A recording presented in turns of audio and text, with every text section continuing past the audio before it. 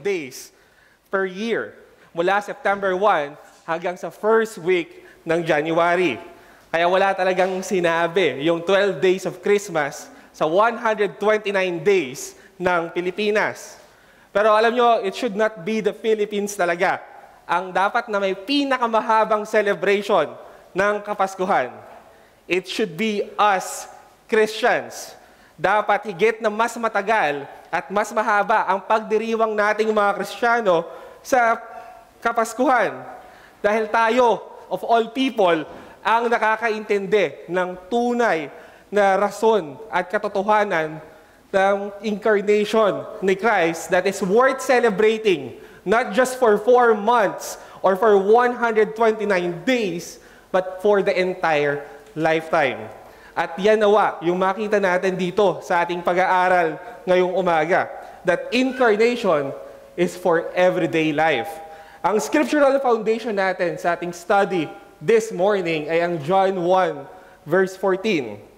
And the Word became flesh and dwelt among us, and we have seen His glory, glory as of the only Son from the Father, full of grace and truth.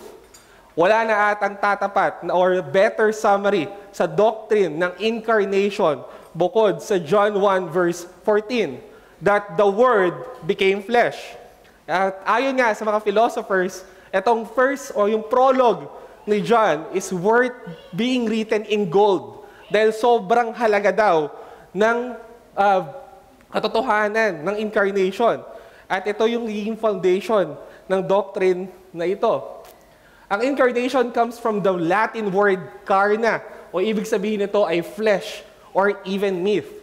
Ibig sabihin nito, it is the enfleshing of God, o yung pagkakaroon ng laman, o pagkakaroon ng katauhan at katawan ng ating Panginoong Jesus. By doctrine, it is, ang ibig sabihin natin dito is that the eternal Son of God became a man or assumed human flesh at a point in time, yet without ceasing to be God. At napakaganda nung summary ni Augustine dito. Remaining what He was, He became what He was not. Paano nga ba nangyari na nanatili siya na Diyos pero naging tao pa rin siya? Napakaganda nung sinabi ni Stephen Charnock dito, no? He's referring to the two natures na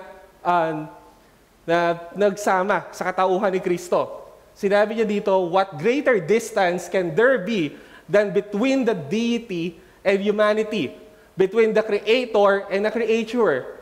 Can you imagine the distance between eternity and time, infinite power and miserable infirmity, an immortal spirit and dying flesh, the highest being and nothing, yet these are espoused.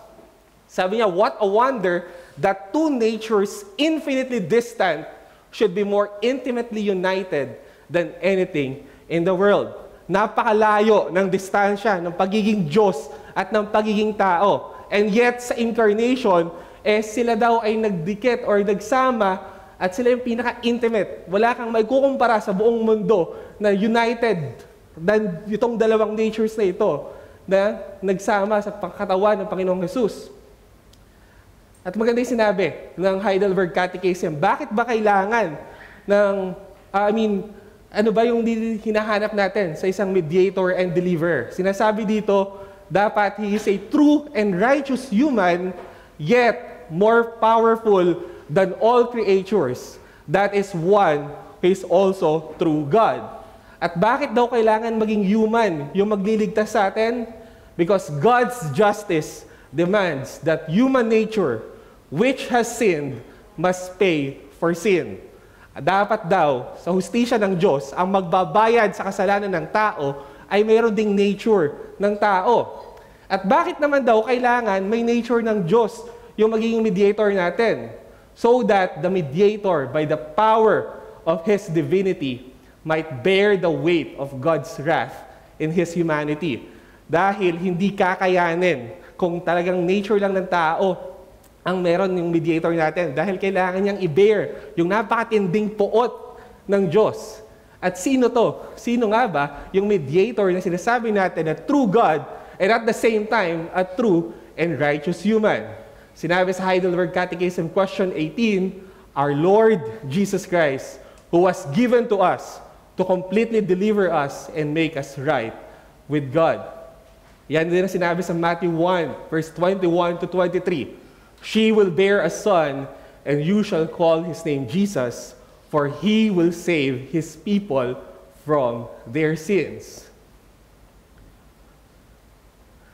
Ang gusto lang natin ipakita dito, no? Ito, yung pag-arrive ni Christ at yung paghalo nga ng dalawang nature na ito, ito yung katotohanan na sineselebrate natin sa panahon na ito. It is the theology that undergirds Christmas. Pero bago tayo mag-proceed sa ating pag-aaral, gusto ko munang pakita yung mga observations natin. Paano nga ba pinagdiriwang o ano na ba yung kung paano nire-receive ngayon ng mga tao yung katotohanan ito.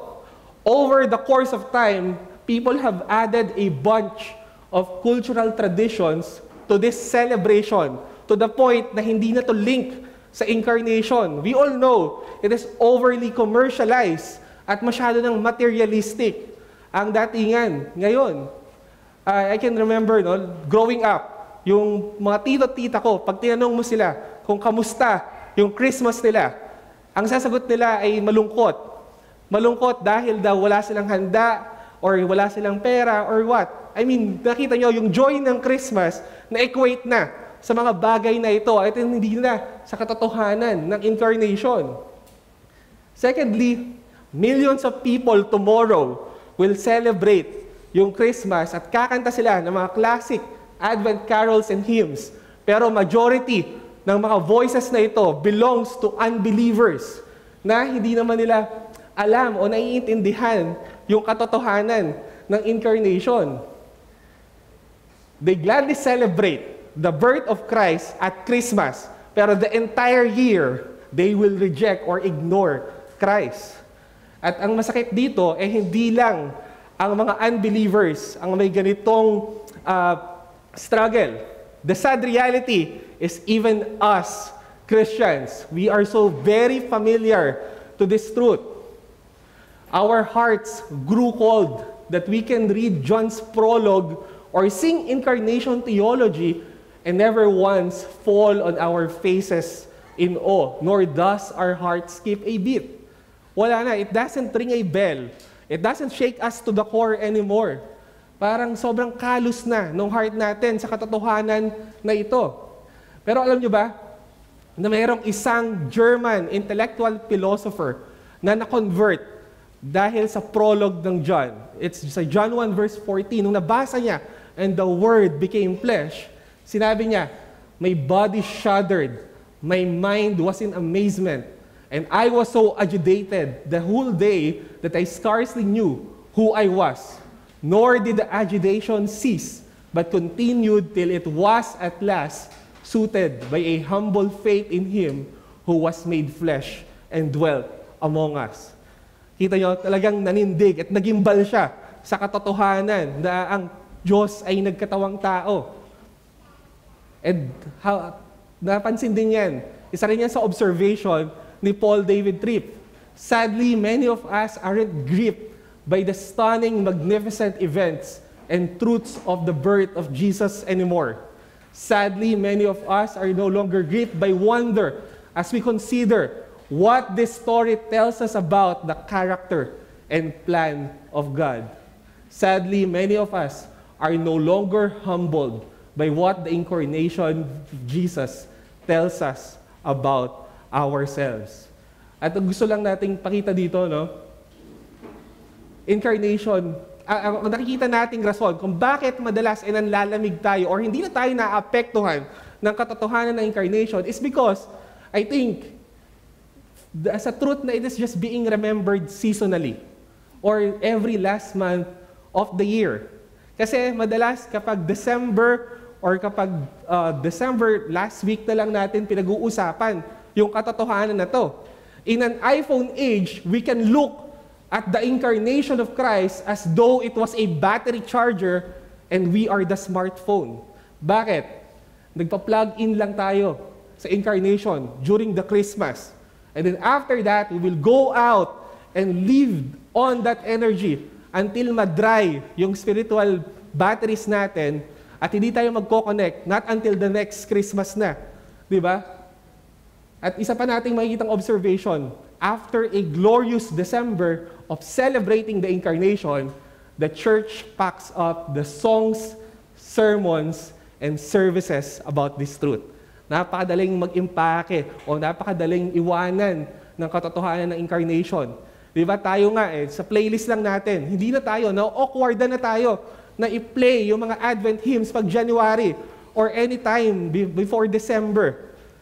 And para siyang ginawa na natin siyang Christmas decoration na we are so quick to put it back in the same bin with all our Christmas decorations. Ito, yung nakakalungkot na katotohanan sa Incarnation ngayon. Pero ang gusto nating ipakita sa pag-aaral na ito, that the reality of Incarnation is something to rejoice in every day of the year. It is for life and not just for Christmas. Ang Incarnation ay hindi naglalas ng 12 a.m. ng December 26 o pagkatapos ng linggong ito ay mag-move on na tayo. Walang makaka-move on kung talagang maiintindihan lang natin kung gaano ka-controversial at kung gaano ka-shocking ang pangyayaring ito. Kaya kasi sinasabi natin dito, Incarnation matters for everyday life. Bakit? Firstly, it is the most awaited event in human history. Ito yung pinaka-inaabangan ng buong kasaysayan at ng mga nilalang. Sabi sa Galatians 4 verse 4, "But when the fullness of time had come, God sent forth His Son, born of woman, born under the law." Maaari na walang dating sa atin yung term na when the fullness of time had come dito. Pero alam nyo, napakaganda ng insight ni R.C. Sproul dito. No? Sabi niya, in Galatians 4:4, the fullness of time is the pleroma of time. The English language falls short in translating that idea. If we took a glass and filled it to the brim with water, we would say that the glass is full. But pleroma suggests a glass under the faucet with water cascading over the sides of the glass, full to the point of overflowing. This is what the Bible means when it refers to the fullness of time. History was overflowing with anticipation. All of history from the creation onward was converging in the moment in history when Jesus Christ would be born. Ito yung ibig sabihin ng fullness of time. Hindi yung parang baso lang na napuno. Ito ay parang baso na nakatapat sa faucet na tuloy-tuloy at umaapaw na yung laman niya. Ganito ka-excited yung buong kasaysayan at buong mga nilalang sa paparating na pagdating ng Panginoong Jesus. Secondly, bakit maapektuhan tayo nito for everyday life? Because it is the greatest miracle in the Scripture. Sabi ni Wayne Grudem, it is by far the most amazing miracle in the whole Bible. Far more amazing than the resurrection and more amazing than the creation of the universe. Yan din yung sinabi ni Jonathan Edwards. Christ's incarnation was a greater and more wonderful thing than ever had yet come to pass. Wala pang hihigit na pangyayari sa kasaysayan na maikukumpara sa pag-i-incarnate ni Christ. Bakit? Kasi sabi ni C.S. Lewis, it is the central miracle asserted by Christians is the incarnation. Dahil dito sa miracle na to, every other miracle prepares for this or exhibits this or results from this. Lahat rooted sa miracle ng incarnation. At hindi mo pwedeng i-discuss yung ibang mga himala na ginawa ng Diyos, no, nang hindi mo matetrace pabalik sa incarnation ni Christ. And then, pangatlo, bakit tayo maapektuhan yan? Because it is the most incomprehensible thing for the human mind. Walang makakaintindi nito. To the point na sinabi ni Herman Bavinck that it can only be gratefully acknowledged. Ito daw, ang katotohanan na ito, hindi mo talaga maintindihan, pero mapagpapasalamat ka na lang talaga. Even si Jared Wilson, napakaganda nung sinabi niya, no? Okay lang daw, kahit hindi mo na maintindihan kung paano naging 100% human at 100% yung deity ni Christ. Kasi in the end, the incarnation is not for analysis, but for worship. Okay lang kahit hindi mo talaga mag-grasp yan totally. No? Kasi hindi naman talaga yan para maintindihan natin. But it is for worship. Worshiping our God. The point here is that ang incarnation ay mas madali siyang paniwalaan kesa i-define. No? Kahit makikita natin sa kasaysayan na wala pa talaga na fully nakapag-articulate ng incarnation na to. And then the next reason, it is the most shocking and scandalous thing that has ever been uttered by human lips. Tinuturing na pag sinabi mo daw na ang Diyos ay naging tao, ito daw yung pinaka-controversial at pinaka-eskandaloso na pwedeng sabihin ng tao. Sabi ni Frederick Buechner sa aklat niya na Faces of Jesus, the incarnation is a kind of vast joke whereby the creator of the ends of the earth comes among us in diapers until we too have taken the idea of the God-man seriously enough to be scandalized by it, we have not taken it as seriously as it demands to be taken. Hanggat hindi controversial, hanggat hindi eskandalo ang dating sa'yo ng incarnation, hindi mo pa ito sineseryoso at hindi mo pa ito naiintindihan. Even si John Flavel, sinabi niya, it would have seemed a rude blasphemy. No? Napakatinding blasphemy daw na isipin na ang eternal God was born in time. The world's creator has been a creature. At ang Ancient of Days ay naging infant of days. Next thing, bakit tayo maapektuhan ng katotohanan na ito sa ating araw-araw na pamumuhay? Because it is foundational to our entire evangelical faith and to every facet of our salvation. Sabi ni Dane Ortland, the incarnation is not only worthy of our wonder, but foundational to our theology. It is the great prerequisite to every other facet of Christian salvation. There is no crucifixion without incarnation first. There is no resurrection without incarnation first. There is no second coming of Christ if there is not a first coming. There is no imputation without the incarnation, for Jesus came as the second Adam, undoing what Adam had done, which is disobedience, and doing what Adam failed to do, which is obedience. In becoming man, the Son of God left from the safety of heaven and plunged into the world to save His drowning people. Yan din, yun makikita natin, di ba, sa Galatians 4 verse 5. Bakit dumating si Christ? To redeem those who were under the law so that we might receive adoption as sons. Bakit siya nag-incarnate? Sabi sa Hebrews 2 verse 17, to make propitiation for the sins of the people. Pinapakita lang natin dito na hindi mo pwedeng baliwalay ng incarnation dahil napakalaki ng role. In fact, walang salvation. Hindi possible na maligtas tayo kung walang incarnation. It was our sorry case that caused the Word to come down. Alam natin, nakasalanan natin ang dahilan kung bakit kailangan na bumaba ng Panginoon at magkatawang tao. And napakaganda rin ang sinabi ni Doug Wilson. Listen to this. Sinabi niya na yung pagliligtas ng Diyos ay hindi naman talaga nagsimula nung pinako or nung tumama yung unang pako sa kamay ng Panginoong Yesus. In fact, yung atonement daw, nag-start siya nung pinanganak pa lang ang Panginoong Yesus. Sabi dito, the atonement did not start when the first nail went in and then stop when the Lord breathed His last breath. The entire life of Christ was involved in our salvation from His conception on. Indeed, the prophet Isaiah said that we were healed by His stripes, which were inflicted before the cross, and that by His knowledge, He will justify many. The Lord's time on the cross cannot be detached from the rest of His sinless life, and it is theologically folly to try. So hindi natin pwedeng sabihin na nagsimula lang yung pagliligtas at pagsasakripisyo ng Panginoong Yesus nung napako siya sa krus. Nung bumaba pa lang siya dito, nung nang-humiliate at nag-descend pa lang siya, it's really staggering at sobrang sacrificial na nito. Another reason why it matters for everyday life, kasi wala kang makikitang ibang katulad ng pag-ibig, no? Na katulad ng ginawa ng Panginoong Yesus. It is the greatest and the deepest demonstration of true love that the world has ever known. For God so loved the world that He gave His only Son, that whoever believes in Him should not perish, but have eternal life. Sa 1 John 4 verse 9, in this, the love of God was made manifest among us, that God sent His only Son into the world so that we might live through Him.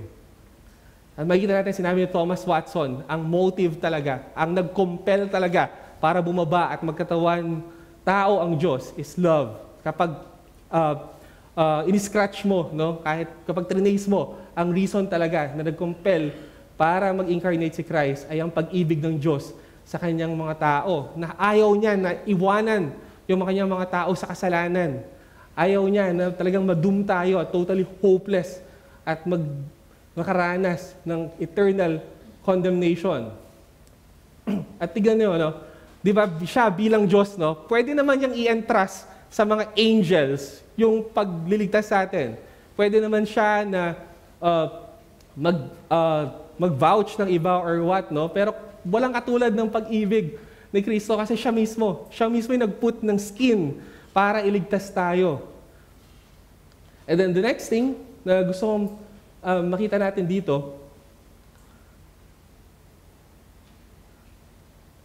gusto kong makita natin para mas ma-realize natin kung gaano katindi yung pagmamahal ng Diyos sa atin sa kanyang pag-descend. No? Tignan natin yung step-by-step na pag-descend niya.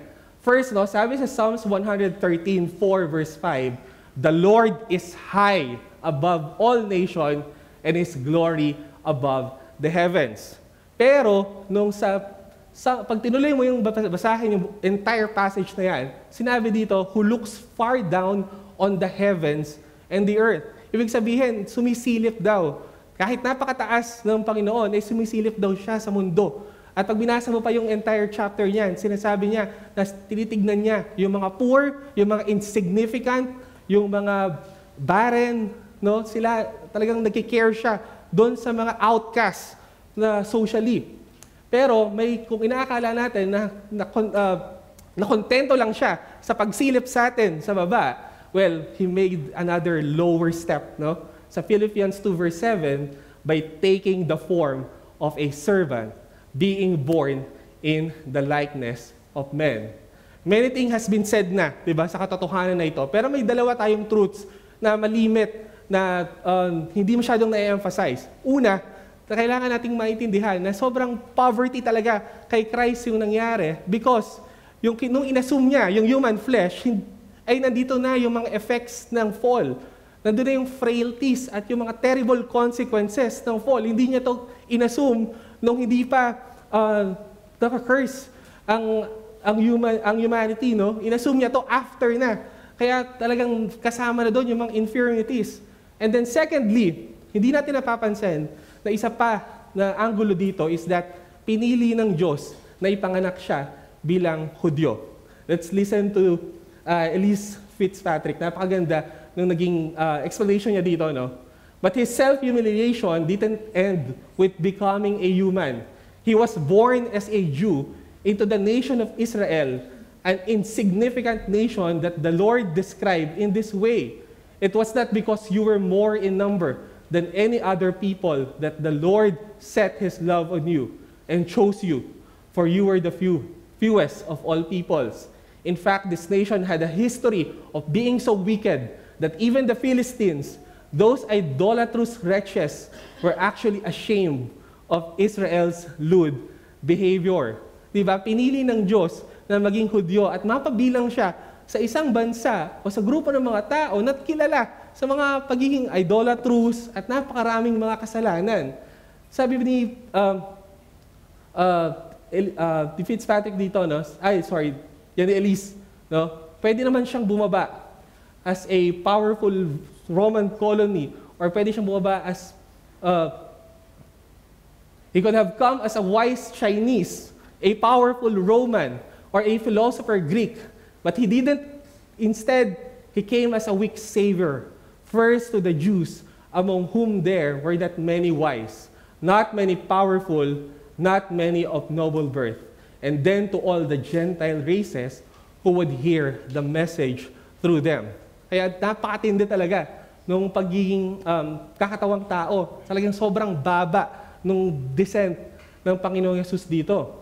Pero kung inaakala natin na ito na yung pinakamababa na pwede niyang i-step down niya, no? Hindi. Dahil pag tinuloy natin yung Philippians 2, sinabi doon yung pinaka-lowest na inabot niya.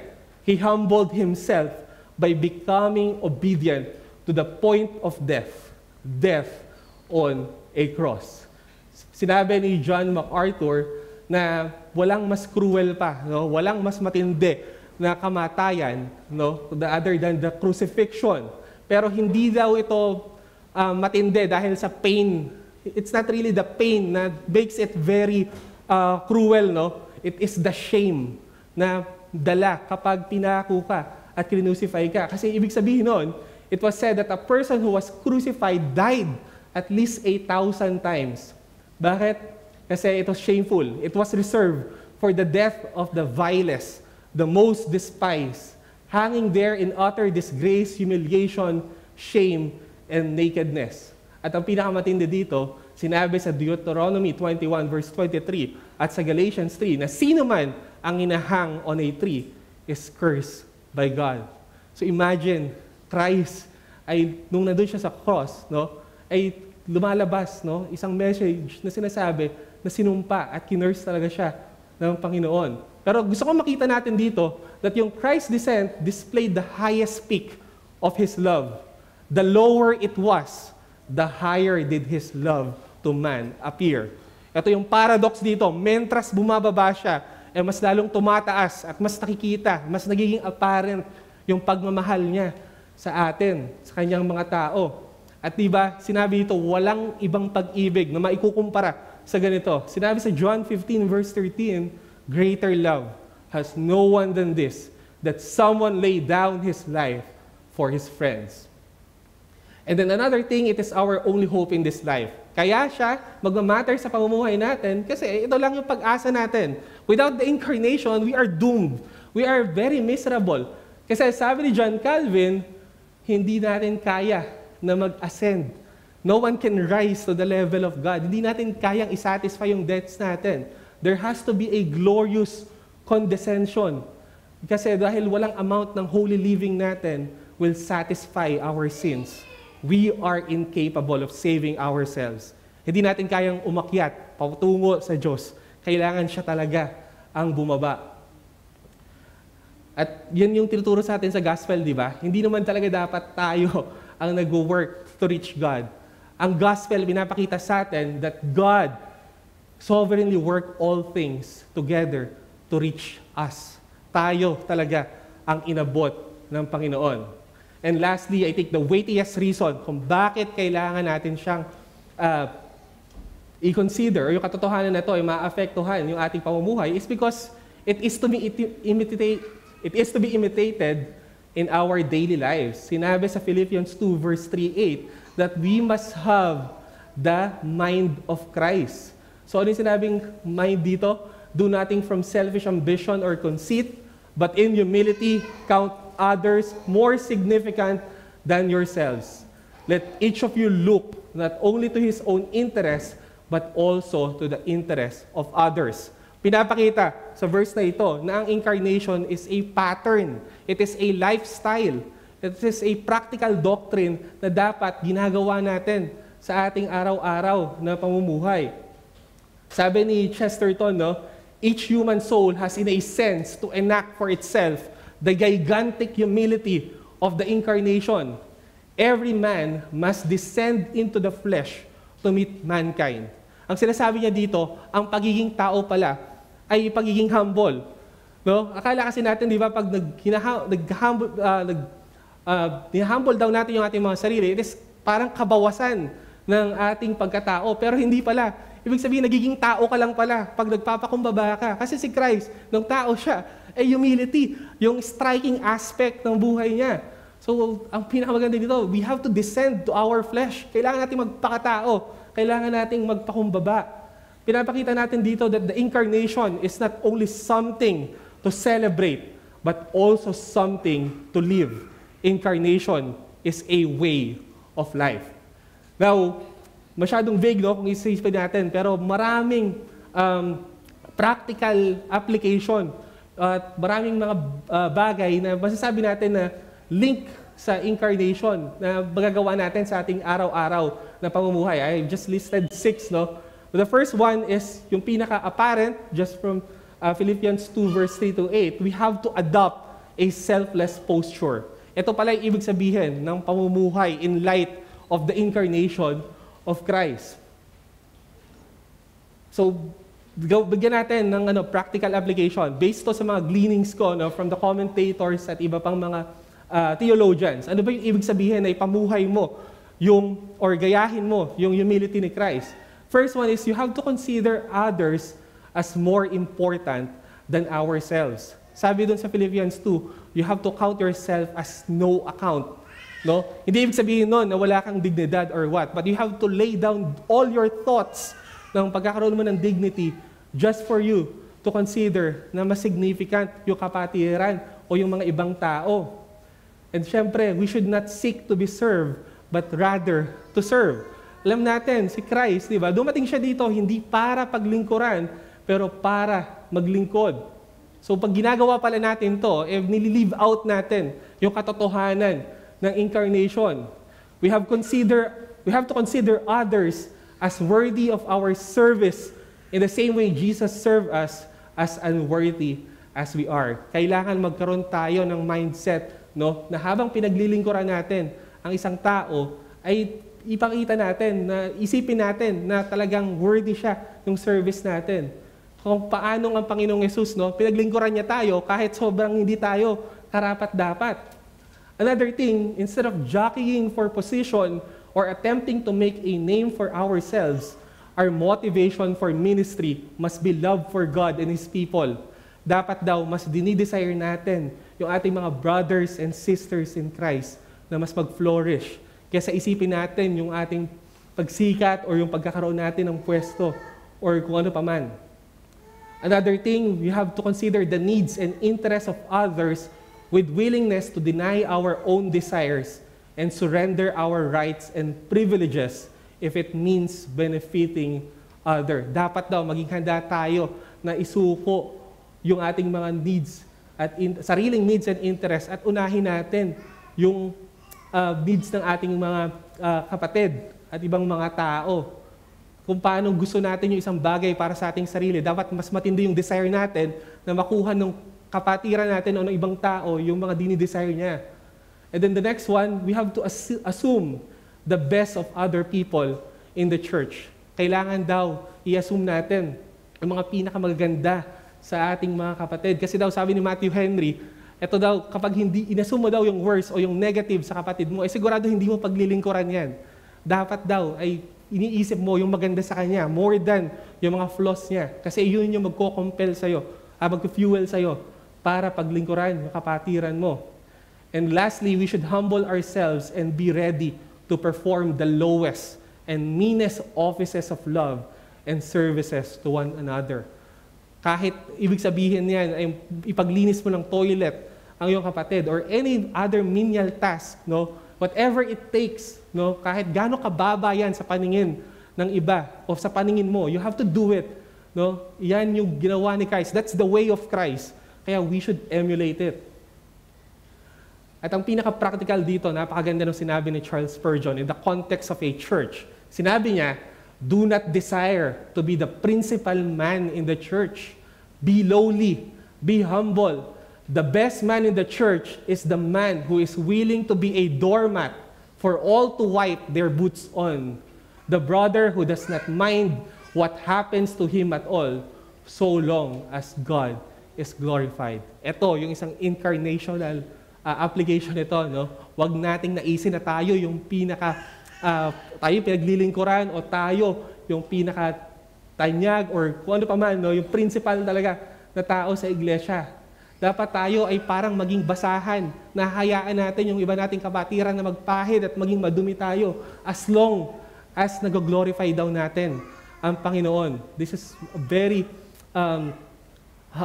napaka-helpful ng ganitong thought, no? Napaka-sanctifying nito kung iisipin natin. Ang motivation, tandaan natin, if Christ was willing to undergo the humiliation of servanthood and death for us, dapat yung gratitude natin sa ginawa niyang ito would compel us na magkaroon ng similar spirit sa iba. Si Christ, naging servant siya. Namatay siya para sa atin. At dapat yun din, yung spirit na yon, yung magkaroon tayo sa iba nating mga kapatiran. Another thing, this is worthy of reflection before we leave this thought. If God has been humble, how can we be proud? No? Kung ang Panginoon niya di ba, sobrang lowest point, lowest possible place in the whole world, talagang inassume niya. Paano tayo? Paano pa tayo ng mga tao na sobrang makasalanan at sobrang unworthy? Secondly, paano nga pinamumuhay yung incarnation? Well, we have to give generously and sacrificially to those in need.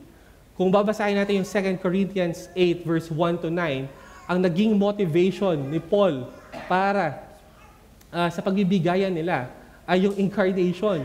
Yung pinag-usapan nila dito, yung grace of God in the incarnation of Christ, that though He is rich, He became poor. So ito yung nasa ginawa. Pwede naman siyang magsabi ng maraming bagay or pwede siyang magbigay ng ibang compelling thought, pero pinili niya yung incarnation para ma-encourage yung mga tao na magkaroon ng generous giving para sa mga nangangailangan sa iglesia. Ang point lang natin dito, yung pagbabigay or yung self-giving love ng Panginoong Jesus through the incarnation, ang dapat maging model or yung paradigm natin for human expressions of material grace towards others.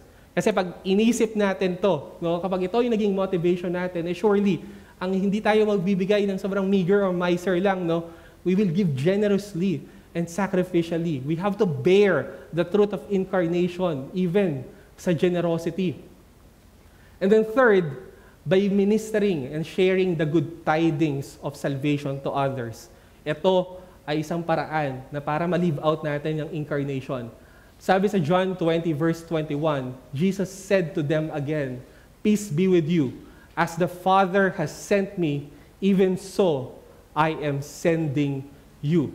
Ito yung naging motivation, para i-proclaim nila yung gospel because dumating ang Panginoon para sa kanila. So kailangan din nila na ma-involve sa buhay ng ibang mga tao. Ang incarnation ang makikita natin na ultimate picture of God's missional love for us. Now, paano yung practical application na to? We should not create walls and barriers between us and other unbelievers. God crossed the line in Jesus. Huwag tayong maglagay ng mga unnecessary na mga barriers sa mga iba, sa mga hindi pa mananampalataya o sa mga unregenerated. We have to be involved sa kanilang buhay. But of course, in a redemptive manner. Hindi yung makiki-join tayo sa kanilang mga sins or sa mga sinful indulgences nila. But in a redemptive manner. And then secondly, we must guard ourselves against an exaggerated doctrine of personal holiness that prevents us from reaching out to others. Napaka-tindi nito. Alam natin na lahat tayo guilty nito. We have this thought that or exaggerated doctrine na napaka-holy natin just because you are Reformed, just because you are Christian, na to the point na nagpe-prevent na to para makihalubilo or ma-involve tayo or mag-reach out tayo sa iba. So it should not be the case. We should get involved in the messy lives of fellow sinners in a redemptive manner. Isang worthy of reflection dito, God was involved to save us. Why are we not more involved in this world to save others? Di ba? Ang Panginoon sobrang involved. Siya talaga ang nag-orchestrate ng lahat. Pero bakit hindi tayo maging involved para sa kaligtasan ng iba? Alam niyo, bukas, napakaraming magaganap na mga reunion. Marami kang makikita na mga kamag-anak mo na minsan mo lang makita. You have to take that opportunity to point them kay Christ. Ang katotohanan, kung magiging open-minded at real talk lang, marami dyan sa mga kasama mo, sa mga kamag-anak mo. This might be the last reunion na pwede nilang attendan. Pero kaya dapat we have to involve, we have to take this opportunity para mag-witness at i-share yung gospel. After this, ang destination nila ay eternal condemnation. The fourth one, My bad, sorry.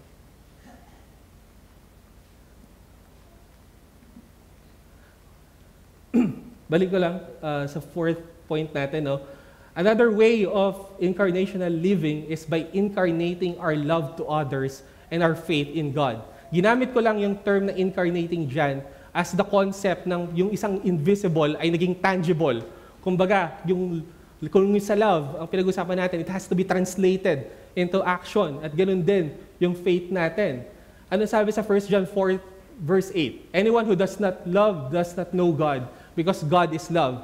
Pero hindi siya natapos na sinabi lang niya, God is love. The next verse, sinabi niya kung ano yung konkretong ginawa. Bakit niya nasabi na nagmahal o pag-ibig ang Diyos?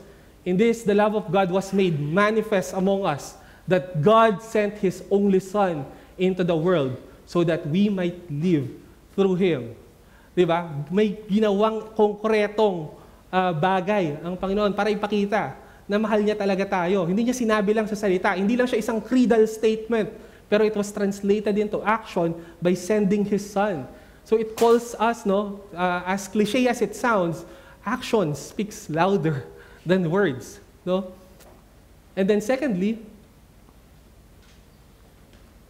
okay, sinasabi lang dito ni Bonhoeffer that we have to really express yung love natin sa mga tao, sa iba nating mga kapatid, at we have to wag nating atakihin yung kanilang dignity, or kasi ang bawat atake natin sa ating kapatiran can be equated as attack on Christ, who took the form of man and in His own person restored the image of God in all that bears a human form. So dapat ipag-pray natin na lagi nating naiisip to, na every deeds na masama or every thoughts na thoughts na naisip natin sa kapatiran can be equated kay Christ. Ganun katindi yung union natin kay Christ.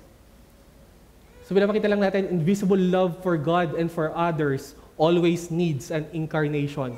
Kailangan makita yung pagmamahal na yon translated into action. And then hindi lang love, dapat pati yung pananampalataya natin, it has to be tangible, it has to be visible. Yan yung sinasabi sa James 2 verse 14 to 26. Diba? Sinabi niya doon na faith without works is dead. No? So kailangan talaga ng good works ang faith, yes, faith, we are only saved by faith, but the faith that saves is never alone.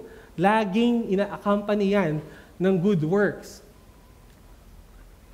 Ang point lang natin dito, may sinabi si C.S. Lewis dito, wag daw nating tangkain na hihiwalay or masyado tayong allergic sa good works na ayaw nating binabanggit yan, kasi daw parang sinasabi daw natin dyan na ano ba ang nakakagupit? Yung kabilang blade ng gunting or yung left or yung right? Ibig sabihin, it has to be both of them.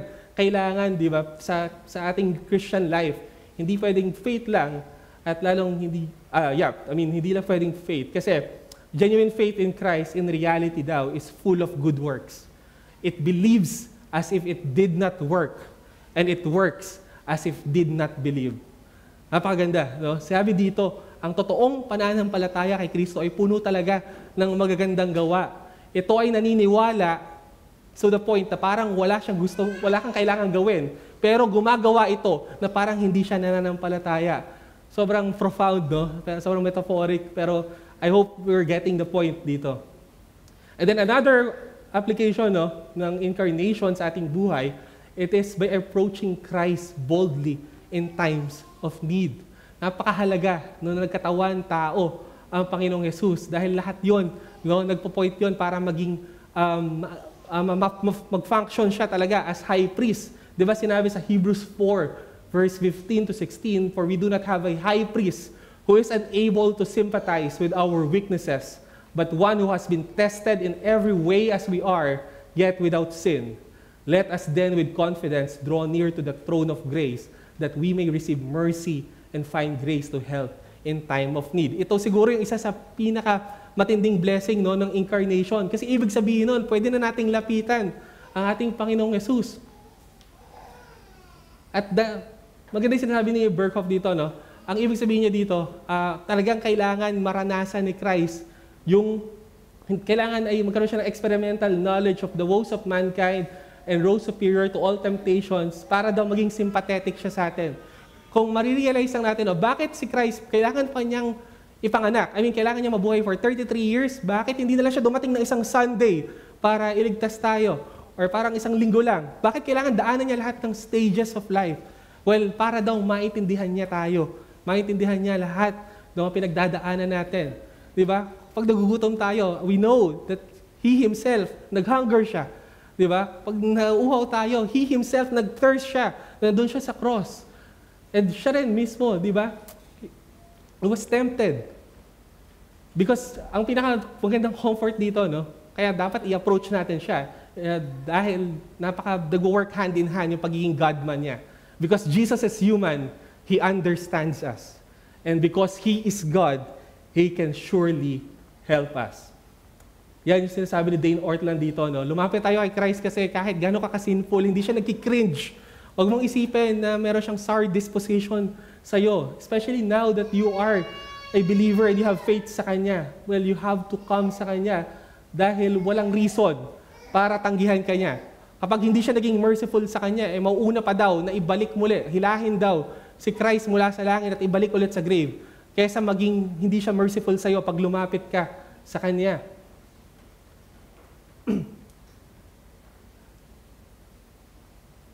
This is also a reminder when we feel alone and very alienated. Lagi nating isipin yung incarnation. It is a walking and a breathing exclamation that God is pleased to abide with His people. And then lastly, isa pang way that we can live out incarnation is by believing God's word and promises. Yan yung sinasabi ni Martin Lloyd-Jones. Kung iisipin natin, ang incarnation is the supreme example of fulfilled prophecy. Matatanda natin ito ay kapag trinace natin, itong pangako na ito ay matitrace pa natin ng Genesis. Yung Genesis sa Proto-Evangelium. Pero tapat ang Diyos na pag nangyari yung pinangako niya. So ano pa yung ikakatakot mo? Lahat ng sinasabi sa Scripture, lahat ng pangako niya sa atin, surely ay mapangyayari. Sinabi sa Matthew 5 verse 18, "For truly I say to you, until heaven and earth pass away, not an iota, not a dot will pass from the law until all is accomplished." Now, sa lahat ng ito, meron lang tayo isang challenge. We have to breathe. We have to speak and live incarnation life all year round. Hindi lang siya pang December 25, hindi lang siya pang bare months, but ito ay pang buong taon. And sa conclusion, how we need, ma-realize nawa natin that we really need to hear the incarnation of Christ every day of our lives. Sobrang life-changing, sobrang radical ng incarnation kung tutuusin natin. Alright, that ends our lesson for this morning. Let us pray. Our great Father, thank you so much for this truth, Panginoon. We acknowledge, Lord, that often we are so cold, we are so callous sa katotohanan na ito, Panginoon. We are so quick to put incarnation into our beings na parang isang Christmas decoration na after ng December ay babalik na namin at hindi na namin pag-uusapan. That we are so awkward na pag-usapan yung incarnation for the rest of 11 months, not until December ulit. Nawa, Panginoon, huwag kami magkaroon ng ganitong heart or emotion towards this truth because we know napaka-foundational niya. Without incarnation, walang salvation at napakaraming salvation blessings ang wala sa amin kung hindi naging posible ang pagkakatamang tao na aming Panginoong Jesus. Maraming salamat po, Lord, na ma-apply namin to 2024 and for the years to come. Lord, help us to breathe, to speak, and to live an incarnational life all year round. Maraming salamat. We ask this in the name of our Lord and Savior, Jesus Christ. Amen.